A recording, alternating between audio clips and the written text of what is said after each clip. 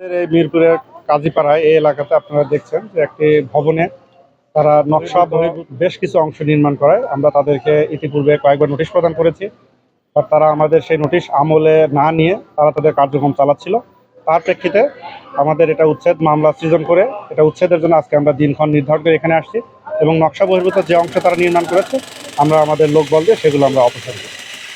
আর এখানে কোনো জরিমানা করা হয়নি, বাট যেহেতু এটা 8তলা 9তলা একটা বিল্ডিং, আমরা হয়তো পুরোটা অপসারণ করতে পারছি না। ওনারা আমাদেরকে একটা 300 টাকার স্ট্যাম্পে অঙ্গীকারনামা প্রদান করছেন যে বাকি যেটুকু আছে ওনারা শতভাগ নকশা অনুযায়ী রেখে বাকি অংশটুকু নিজ দায়িত্ব অপসারণ। পরবর্তীতে আমরা যেগুলো দেখছি, পূর্বে তো আপনি উচ্ছেদ দিয়েছেন, বাড়িগুলো যেগুলো উচ্ছেদ দেওয়ার পরিপূর্ণ হচ্ছে, এই বিষয়ে আপনারা কি পদক্ষেপ নিচ্ছেন? আসলে এটি শুধু আমরা একক রাজুক আসলে এটা করে আপনারা জানেন যে আমরা যদি সবাইকে সচেতন করতে না পারি, শুধু রাজুকের যে ম্যান পাওয়ার আছে তা দিয়ে আমরা এসে কিছুটা ভাঙচুর করলাম, মানুষ আবার যদি সচেতন না হয় পুনরায় কাজ করা শুরু করে, এটা আমাদের আমরা সকলে মিলে যদি আমরা সবাই সচেতন হই তাহলেই আসলে আমাদের এই উদ্যোগটা সার্থক হবে।